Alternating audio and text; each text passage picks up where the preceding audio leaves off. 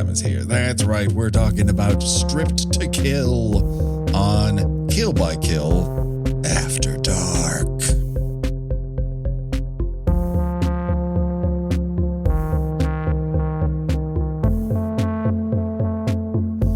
Well, greetings and salutations, Internet.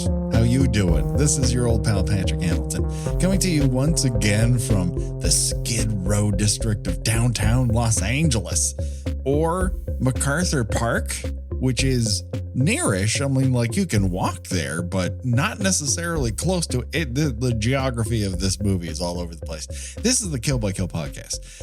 We're dedicated usually to talking about horror characters in the order in which they die.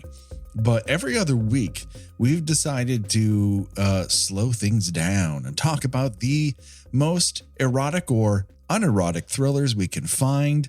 And of course, there's only one person that I trust, that if I need to break into somebody's apartment, she will make sure it is filled with the worst art I could possibly find hung in a closet. The one, the only, Gina Radcliffe. How are you doing today, Gina? I'm good, but I must insist that given the subject matter of the film we're about to talk about, that you address me as Dakota. Okay. That's my stripper name. Okay, sure. And I think that maybe we should call you Destiny. Oh, okay. With two E's. Okay, let me write this down because I'm going to forget. Let's see.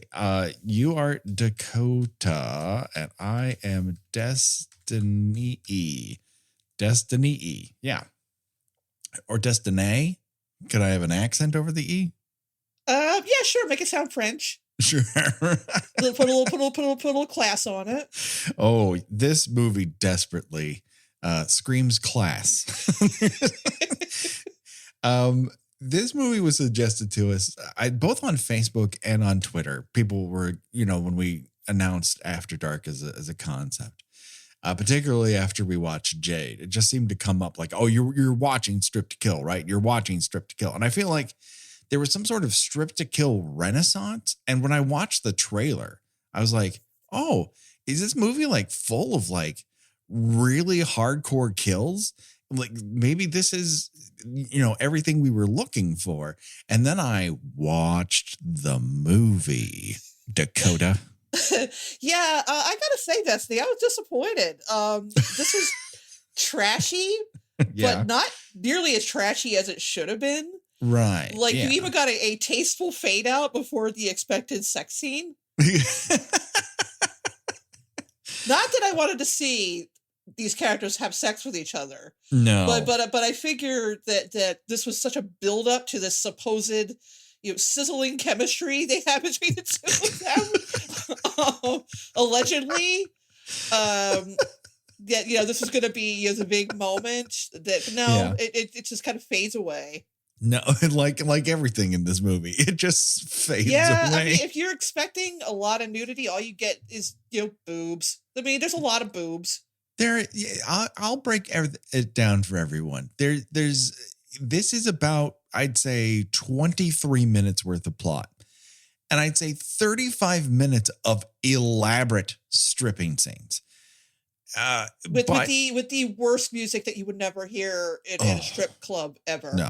No, this is terrible. It seems like things they brought into Streets of Fire, and the producer's like, no, that's not cool enough for Streets of Fire. And not so much Streets of Fire as Flashdance.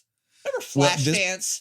This movie has a real Flashdance problem. Yeah, where they were supposed to be strippers too, but instead they were doing like interpretive dance with props and a lot of heavily synthesizer music instead of just taking their clothes off to pour some sugar on me or something. Right, exactly. There's a lack of Def Leppard happening here. There's a lack of hair of what was it? What was the MTV show? The Headbangers Ball. Yes.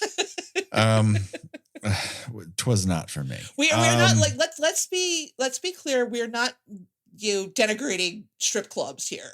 No, this has very little to do with strip clubs. Yeah, they serve a purpose. That strippers provide a valuable service. I am not at all being sarcastic about that. No. But this This is as much fantasy as Tron is. Like it just like it is strip club in name only, because the amount of prop budget. Like, how is Norman Fell making any money on this place? Everybody's got like snakes and their own like neon light setups and all. Right. Yes. Like who, as far as we can tell, there are two people running this strip club: Norman Fell and his loser, nephew, I guess. I don't know what that relationship is. The MC. Yeah. Who keeps trying to ask the girls out. Yeah. You work together. That's not going to happen, man. But he is a sad sack. At what point, at the end of the movie, he gets shot by the villain, who you would think would be Greg Evigan, because he is the true villain of the movie. But let me, when you finish what you're going to say, and then I'm going to say something about that. And he's shot in the shoulder, in his right shoulder. Your heart is kind of to your left. So I don't doubt that hurts like hell. Like it might have, hit a lung. There's all sorts of things that could have happened over there. But he almost seems to decide, is it going to get better if I stay alive? And he decides no. Yeah, Greg Evigan. Yeah. Number one, watched Mickey Rourke for about a week before making this movie and said, yeah, that's what I'm going for. Right. Yeah, exactly. Failed miserably in every possible way. We haven't covered Mickey Rourke yet in this endeavor, and I feel like we're going to need to get to him at some point. Sure. Because he was a big figure in erotic thrillers for a little while. Now, you kids today may think Mickey Rourke. Like Iron Man. Once upon a time, he was a very pretty man. He was incredibly attractive and had sexual chemistry with every single one of his co-stars, male, female, inanimate object, whatever. Everything got steamier when he was around. He carried his own weather system with him. He redefined the word smoldering. Mm-hmm. And a lot of actors, particularly a lot of actors in B and C level movies, really, really tried for that Mickey Rourke je ne sais quoi. Yeah. And usually to them it meant wearing a leather jacket, an earring, and stubble, and nothing else. No other clothing, just that they brought nothing else to the table. But they thought that was enough. Like, I can slip this uniform on and have that level of on-screen, sexuality. And in Greg Evigan's case, he looks like he's terrible. He looks like he's wearing a Halloween costume, for one thing. Yes. He's wearing a George Michael costume. like George Michael circa Faith. Yes.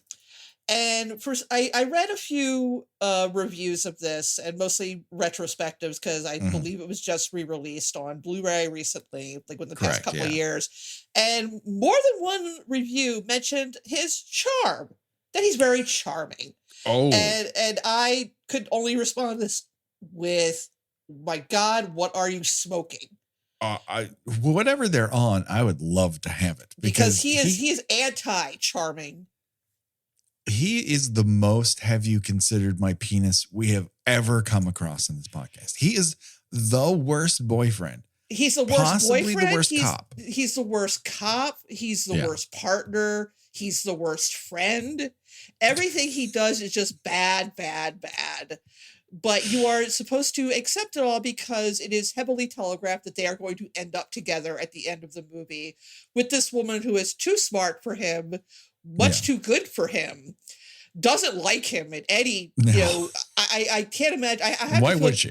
I have to imagine these behind the scenes things, like these actors, like they hate each other. And you find that a lot. Like you found that with 9.5 Weeks, that Kim Basinger and Mickey Rourke didn't actually like each other very much. Basic Instinct, but they all powered through it and managed to make it seem like they were into each other. Here, no, there's no chemistry, no energy, nothing. And this character is so badly written where he plays a prank, quote, air quote. He's a pranker. He loves playing pranks, like pretending to stab someone. Yeah, joshing like you do with your friends. Breaking into your female partner's house in the middle of the night. Just to, because it's funny. It's funny to watch her scared. And, getting her to tricking her, into entering a stripping contest, and then getting real mad when men respond to her stripping. Oh, he really dries up. Like, first off, it's her on stage is its own thing, because that has to be talked about. Kaylin's does not possess rhythm. She's a very she does like an Elaine Bennis dance at one point. Yeah, while she's like half dressed. He's terrible. Like there's this component to him, like you said, he's playing dress up. So, but there's this weird idea, and it must have started with Cobra is the first place I can think of, where you're wearing this duster and then a sweatshirt with the ring of the collar cut off and fingerless gloves and the leather jacket and the mullet and like apparently he's not undercover. He just dresses like this all the time, and it's like he's undercover as an asshole. Like, come on. No, he's not undercover as that at all. That's his full-time job, baby. You can't slip that skin off. It's so funny that like we could try to explain to the youth that, well, this is what was considered cool back then, except it really wasn't. No. I mean, you did not see people just walking around dressed like this. Like, with, again, like, they all look like George Michael. Yeah. Yes, to a degree. They all have a George Michael thing going on. But a compensating element to it too. But this is supposed to be a super masculine way for a man to dress, and it's like you look like you just forgot your eyeliner. He does need some eyeliner. Greg Evigan as a performer, particularly on screen, generally has to be paired with somebody else, and in this movie, he's lacking that bear. He's lacking a second dad. He's lacking that Paul Reiser quotient. He needs a monkey to drive a truck with him.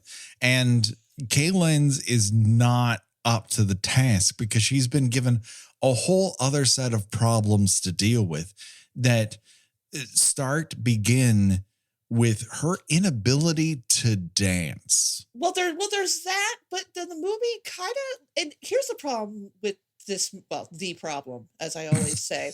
You've got the classic, and we run into these a lot, honestly. This is two movies happening at the same time. Yeah. And that is because the director, Kat Shea, wanted to make a movie about strippers from the stripper's perspective. And I think that part of the movie is pretty good. I think that's all right.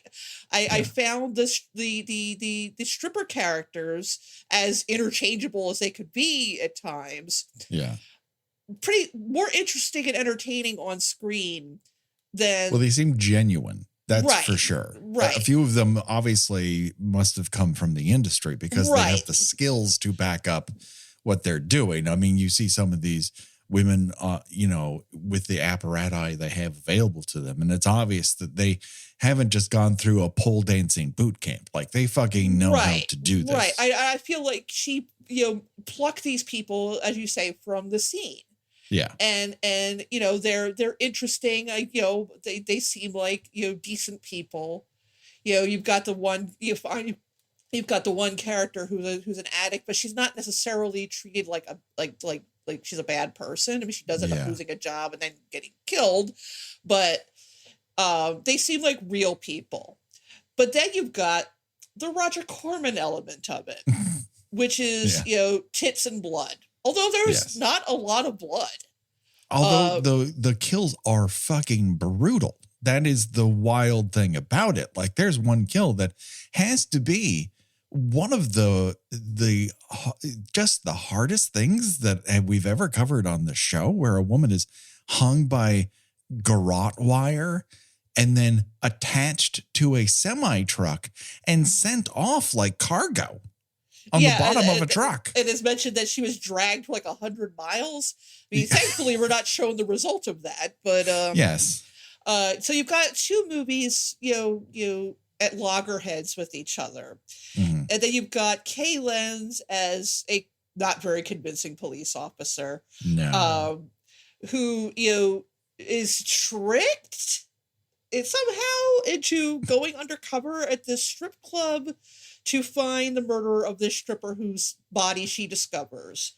And then she wins a amateur stripping contest, emphasis on amateur, and is conveniently given a job at the strip club full time. Yeah, and she gets a little better, I guess, at stripping a bit after a while. She adds some twirls to it. There's a point where we see like the fact that this place has tech rehearsal. I just love just the stage manager nerd in me. I was like, oh, we're having tech here. That's great. But so she kind of gets into it. She learns to enjoy, I guess, I don't know if enjoy would be the word for it. I think she finds a level of fulfillment and control where she's constantly probably, the movie doesn't bring this to the table. You kind of end up filling in gaps with like she doesn't want to, like, even when she's told that she must quit this undercover work, she doesn't want to because she has grown attached to these women that she works with, and she likes having some sense of control over the audience.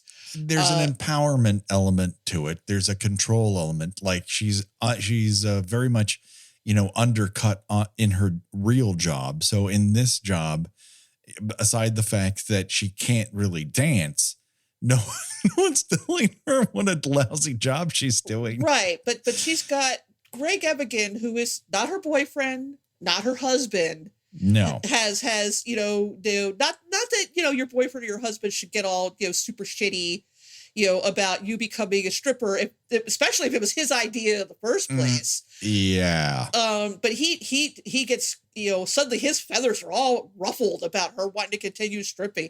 He's very angry about this. And there's scene in the kitchen where she has an on counter oven. It's like, it's a whole oven, but on your counter. I've never seen something like that before. He's just answering her phone and he'll letting himself into her house. And I'm like, charming? Yeah. Please denote the charming element of this. Just because he drives a Suzuki Samurai does not make him charming. This fucking ugly car with him like just, his entire whole ass body exposed in it. But like, if they had actually been an established married couple and he was suddenly having second thoughts about her being a stripper, okay, fine. That maybe that would add a little interesting dramatic element to it. But A, it was your idea, asshole. Right. and B, you're not her boyfriend. You don't have any cause in being offended at other men showing her attention. Yeah. Oh man. Just every time the camera flashes to him while he's like just quote unquote undercover. Just simmering. Just baking in his own juices about his decision. And it does not help that Kay Lenz, who I think became a better actress after this, but at this point in her career is basically like, you're saying, Mom, can we have Cheryl Ladd? And she goes, no, we have Cheryl Ladd at home. And Kay Lenz shows up. Kay Lenz had one black coffee. We're going to Disneyland now. You sit in the parking lot. I'm going in and riding the Matterhorn. The problem is she never, even when she, allegedly starts getting into it and finding some sense of personal freedom in it, she never stops looking embarrassed and uncomfortable. Because it's probably embarrassing and uncomfortable. I'm sure it is, but I mean, I couldn't do it. I have nothing but respect for strippers and exotic dancers because I could not do it. I don't, I've never been to a generally for men strip club, but I have been to parties where there's been male strippers and there is nothing more uncomfortable than just seeing somebody in very small underwear just like gyrating in front of you, and I can't imagine what that must be like for the dancer. Yeah, I it's not to say that I wish I could just sexualize somebody, but I have a hard time when I've been in those situations, and they've been few and far between, where I don't humanize the person. Like, ooh, that must be difficult. Those shoes must hurt. And that's not sexy. And you just feel, and then you're like, oh God, they must think I'm a total fucking scumbag. Right. I feel sleazy even being in here, but of course, this is the conceit we've all asked for. The only thing I can control here is me not acting like an asshole. And everything else is just out of my control. Right. You might find like I said, I went to a party. It was like someone's, I believe it was 40th birthday party. This was ages ago. And they brought in a stripper, and he was dressed like a cop, did the whole, you're under arrest for being sexy in the first degree and stuff like that. Show me that law in the books, sir. Right. And so he's down to his little tiny underpants, which, don't look good on anybody. Let's face it. And at one point I'm sitting there, like my face is on fire. And he's up on a chair and just like they're doing his little dance, and he's like I'm up here, and I'm like just like looking away, just holding out that dollar bill. And I'm like, I'm sorry, I cannot make eye contact with your crotch. If I do, I'm going to pass out and die of embarrassment. Oh, we are really very square individuals. Yes, we are. That we're copping to it. We're guilty as charged. It's not a judgment. I swear to God. I have no. I mean, as long as you're respectful and don't think that the stripper makes eye contact with you is because she likes you. I have no problem with people who go to strip clubs. Again, strippers provide a valuable service. Right. Exactly. It's just it's something I am not personally comfortable with seeing. Yes. And I don't know that this movie made it any more comfortable. No. Let's start at the beginning just for a second. We're not going through the plot of this fucking thing. There's no plot. There's no Someone's plot. killing strippers. Right. There's no plot. And the twist is incredibly easy to figure out. The twist is incredibly easy to figure out coming into it. And I still don't quite understand it. Well, I have an issue because it's a little okay. Yeah, I'm probably going to regret saying this, but I hope that my audience understands me. This is another color. We haven't talked about Color of Night yet, but we're getting to that. Right. This is a popular trope in 80s and into the 90s thrillers of kind of messing with the whole transgender thing. The problem is I am unsure if the actor playing the dual roles of a brother and sister, I don't know the gender of the actor. So I don't know if it is an actor playing a woman, playing a man, or you know what I'm saying? Like, so yeah. I will say that it's easy to figure out that these characters are played by the same actor. Right. Because you could tell in their male persona that they're wearing, it's a fake beard, like it's fake. It's basically airbrush stubble, and they also do the whole thing where they hug each other, but when these characters are in the same scene together, one character is always shot from behind. It's very soap opera, right? Yeah. So we're not doing some dead ringer shit where they're both on screen and facing the camera at the same time. So I'm like, you'll be able to figure out right away that's the same actor. Playing both of these characters. So clearly one of these characters is not what they seem to be. Yeah. And as far as like, we've confronted this before, like one of our beloved films here is Happy Birthday to Me, in which one woman decides, spoiler alerts for a film we covered in 2017, but one woman covers herself in a life mask, like Mission Impossible style, and is able to seduce other dudes while in this mask and kill them. And no one knows it's a lady in a mask. I find it really hard to believe that the dual characters here are that you could have a full on we're macking on the couch sex with one another and go, oh, this individual's breasts are latex. Well, no, at the time, I think that's that scene. The sister Roxanne, as herself, is still alive. Oh, because they are in the scene together because Eric, quote unquote, the brother, does show up at the house while she's there. So I think that she is still alive as herself at that point, and then she is presumably murdered at some point, and then Eric takes over as her, and nobody seems to know the difference. Even though there are one point where she is dancing fully topless. Yes. And I mean, another thing I will say in favor of this movie, up to a point other than Roxanne, everybody seems to have their own boobs. Yeah. There's not there's not a bad boob job in sight in this, and God bless, I appreciate that. So the whole thing was entirely confusing to me, not in terms of gender performance, but in terms of the plot. I was just like, what? And then on the other hand, Eric, as a murderer, Eric/Roxanne, it has the ability to create fire. He's like running around town with a loose can of gasoline and can just produce walls of flame anywhere he wants to.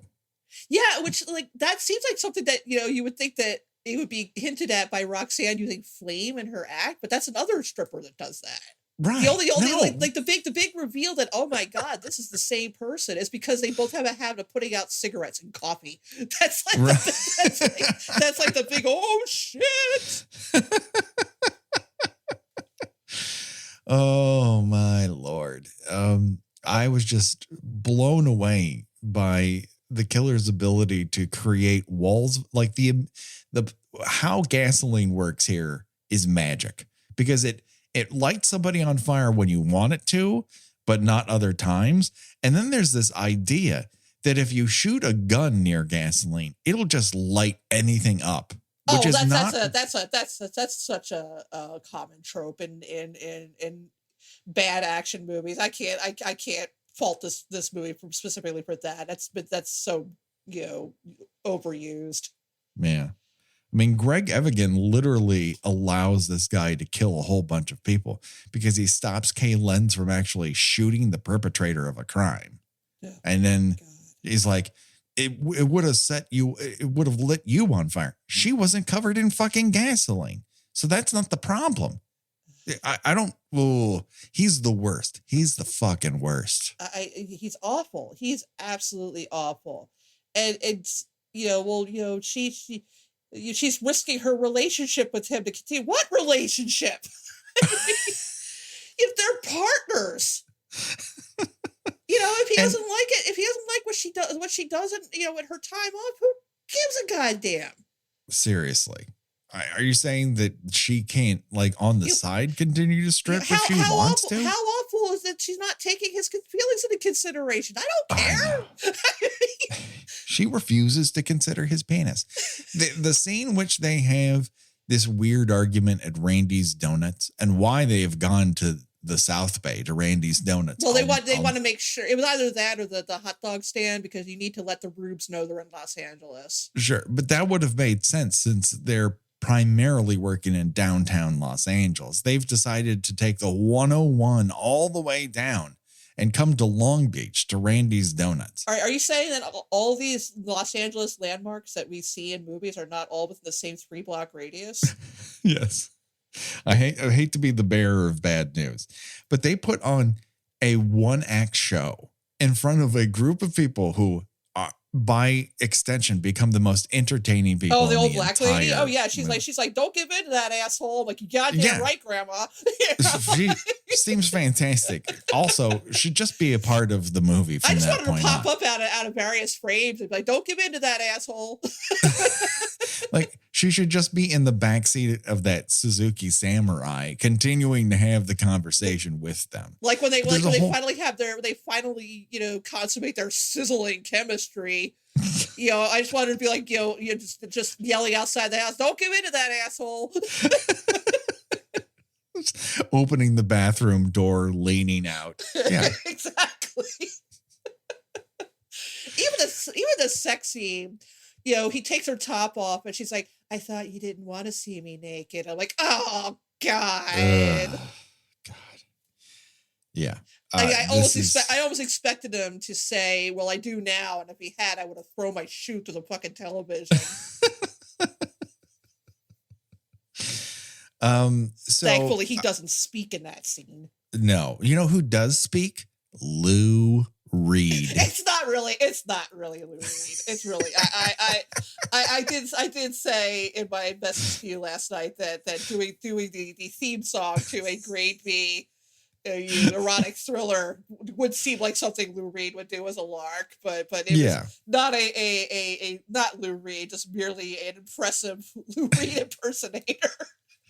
It is not Lou Reed, just an incredible simulation. No, but the captions said that it was not Lou Reed. Oh, okay. Good to know. I kind of would have loved it if it was. That would have been the absolute best. But when it starts off with beat poetry, I was like, oh boy, this is going to be bad. And it was the entire thing was kind of bad. I did enjoy Dazzle's tutting.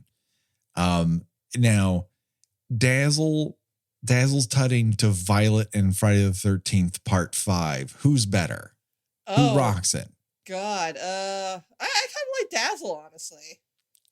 Dazzle's very quick, but she's not hitting as hard as Violet. Violet is slower, but more intentional. So I think I'm going Violet. Okay. Plus, I like Violet's bedroom. I mean, it has a lot of posters that they got from the trash bin behind the warehouse records, or Licorice Pizza for that matter. Yes, Licorice Pizza was a record store. Everyone, when go see Licorice Pizza exclusively in theaters November 26th. Yes. You might see me there. I really want to see that movie. Yeah, no, it looks fucking fantastic. What happens when you cross the skill of gymnastics with the kill of stripping, Gina? That sounds almost like something out of a Final Destination movie. It does, yes. One of the lyrics to the random songs, which was the bottom line. Don't cross the bottom line, or you'll find out why you're afraid of the dark. That's not rhyming. There's no rhyme in that chorus. No. If you cross the bottom line, was this a song about anal sex? Have we gone back to Jade?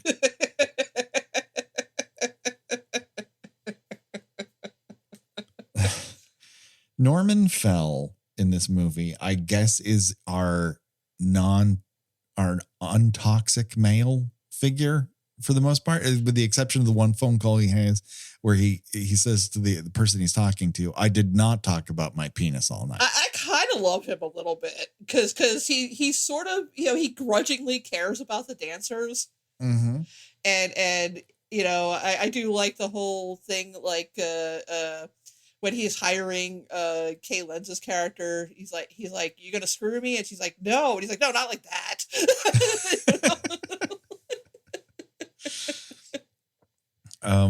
Yes, he's just constantly walking around with an unlit cigar, sometimes with a bucket hat, counting cash at an open table, lamenting because he has to make this strip club run 7 days a week with 6 strippers. His strip club called Rock Bottom. Rock Bottom.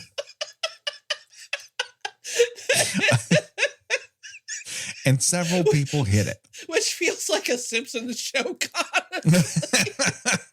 I mean, it's almost, it gives the illusion that the Blue Oyster in Police Academy is subtle. Or the mine chat in Zoolander. Right. Well, I hate to bring up Louis C.K., but it just reminded me of there was the episode of his show with Robin Williams where they went to this absolutely depressing strip club. And I know where that strip club is. It is by the Costco in Sunset Park, Brooklyn, and it is very much the bleakest looking place imaginable. But yeah, that looks like a place that would be called Rock Bottom. Yeah, very much. I just, he must be losing money hand over fist. Yeah, it's a little odd that he, in Los Angeles, where, you per capita probably got more struggling actors than even in New York. And, many of them, more than qualified, certainly more qualified than Kay Lenz to do it.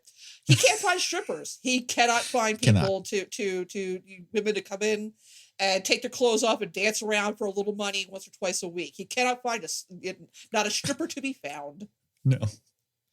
They don't want to work there. They don't want to house their clothes anywhere. A snake can pee on them. They just don't want to do it. Oh, I hit the microphone. Kay Lenz, her shuffle, the bad dance shuffle, which when she first dances, you're like, okay, this is a bit. But then later on, when she's having her big, I'm dancing for myself now moment, she also incorporates the same white guy shuffle. Like she's been forced onto the dance floor at a wedding. Like, we're all doing it, Kay. And the funny that she's also wearing this lingerie that looks like something you'd wear to spice up your marriage. Right. Like everybody else has got the G-strings and the pasties and the leather boots and all, and she's got this very demure Sears Midnight Collection lace teddy on. Right. Yes, it's one step above a nightgown. Yeah, it's like something your mom gives you to wear your wedding night, giggling knowingly like she thinks that's going to be your first time together. He's going to need this. Otherwise, it's not going to happen. It's like, Mom, we've done this already. It was at that point where I wrote one of my few notes that says, I was unaware that Kay Lenz was a gifted physical comedian.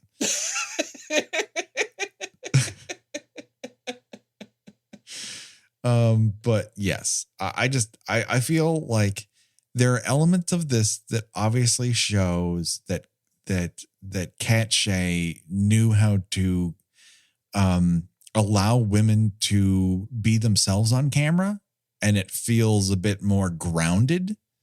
And then there's this just paper thin mystery plot that's put over it that just falls apart if you think about it too hard, and then is absolutely actively ruined by Greg Everhard just trying so hard to be Sylvester Stallone, just really trying to make it as a gritty cop with a dagger earring. And the whole time you're like, get the fuck off of camera. And then when he's shot, you're like, thank God. You're like, thank God. But like a true horror villain, he gets up. He's a real ghost face. He's a Jason Voorhees. Put him up there. Jason, Freddy, Ghostface, Greg Evigan.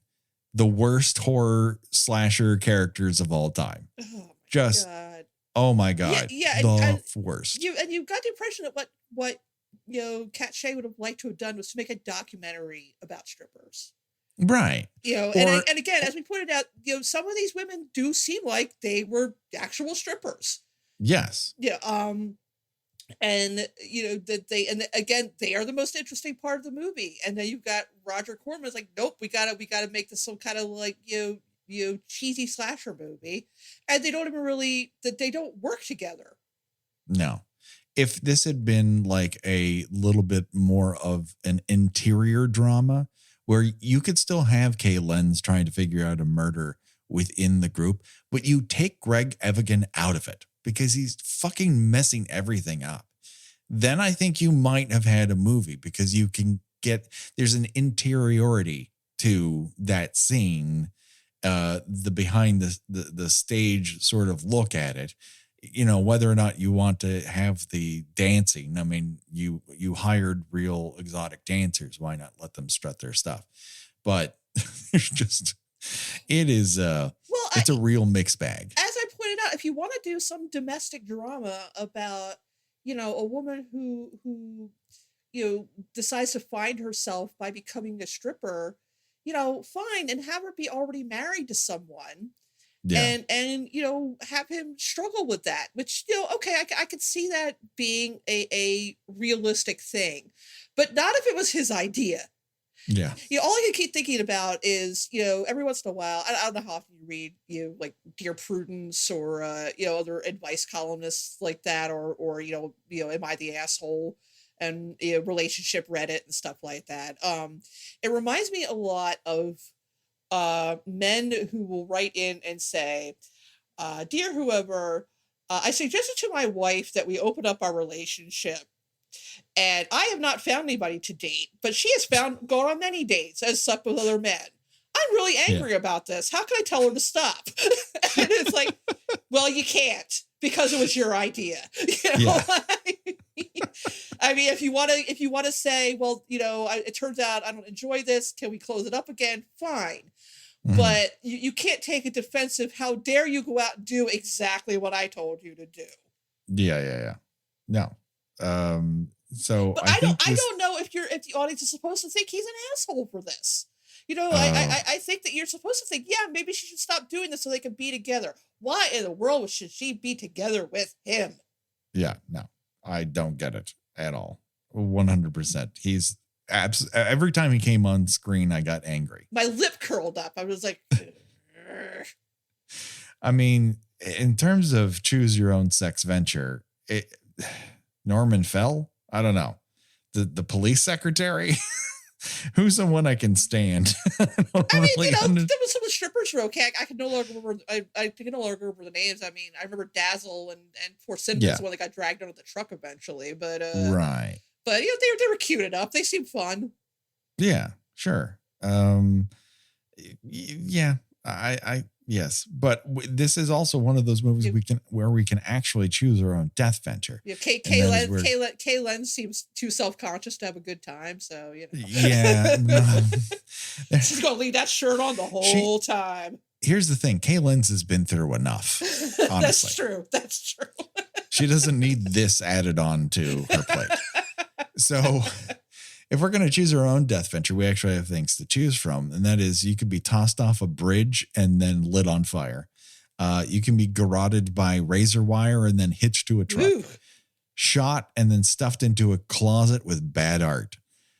Shot in the shoulder and die of loneliness. Or you can be immolated while you're dressed like Stevie Nicks. And Gina, I choose you to go first. Oh, honestly, I love Stevie Nicks, but I also don't want to burn, because that took that character a long time to die. Yeah, they were just screaming for like 3 minutes straight. Yes, screaming and dying in slow motion and flailing around, and that did not seem good. I would say shot in the shoulder and die immediately, but he also might have died a virgin, and I don't want that. But you get to be a DJ at a strip club for a little while, and that's got to be great people watching. I mean, this audience is very encouraging. It's very weird. There's a guy who hands out paper flowers, and apparently he's making them with one hand. Oh, yes, Mr. Pocket. Mr. Pocket. And then there's George St. Geegland also in the audience, apparently pranking strippers with too much tuna. Yeah, apparently this is like senior citizens get reduced entry fees because the average age of this audience is about 62. Well, they're the only ones who can come out in the middle of the day or the middle of the night. I don't understand when this thing is opened. Yeah, this is one of those movies where it takes place almost entirely at night. Yeah, they live in Dark City. It's very weird. Or when it is the middle of the day, they're just at Randy's Donuts, or they're saying vagina in front of a cop and he drops his weights. This is a movie we could talk about for 2 minutes or 20 hours. There's no in between. Just focusing on Greg Evigan constantly pretending to stab her because he's testing her reflexes. Test this motherfucker. Yeah. Oh man, I can't believe he didn't die. It's the one thing I wanted, and it refused to give me it. And again, like, you're supposed to think that these two have this like playful chemistry with each other. And she hates him. Yeah, just the loathing for him just comes off of her in waves, and it is 100% deserved. Yeah. The only thing good that could come of it, if she sat on his face, he would stop talking. Would he though? I don't know. I'm glad. I'm surprised, but glad that their sex scene like cut away before like you saw anything remotely graphic. Yeah. But which is good, because he would be like, the type of guy that would keep asking her if she liked this like over and over again. No, do it different. Be better. Oh God, we got to stop. We absolutely have to stop. Gina, where can people find you on these here internets? Well, I strip at the Pussycat Tuesday nights from 7:30 to 8. Bring singles, make them crisp. Bring singles. I do not give change. That is Butterfly. She goes on at 10. And when I am not stripping, I write about movies and TV at thespool.net. And I am on Twitter under Gina Does Things. That's GENA Does Things. Do it today, people. Check it out. You know about all the socials. Write a review for us. We are apparently on Amazon, Audible, and we have no reviews. So if you have an Amazon account, you can review us there, whether or not you're an Audible customer. That doesn't so much matter. That would be great. We were number 3 in Mexico a couple days ago. That was nice. And we have new t-shirts. Go to tpublic.com/killbykill, and you will find we have 2 new shirts. One is a Choose Your Own Death Venture shirt in the style of Choose Your Own Adventure. And man, it is really cool looking. And for those of you who wish to celebrate Sod's Giving, not only, you heard the episode last week, but we have Jigsaw has a posse as a t-shirt for you to wear right now in the t-shirt shop. And I think you'll enjoy that. Next week, we will be back with more Kill by Kill. But until then, don't worry, folks. The body count will continue for myself and for Gina. Bye-bye, everybody. Bye.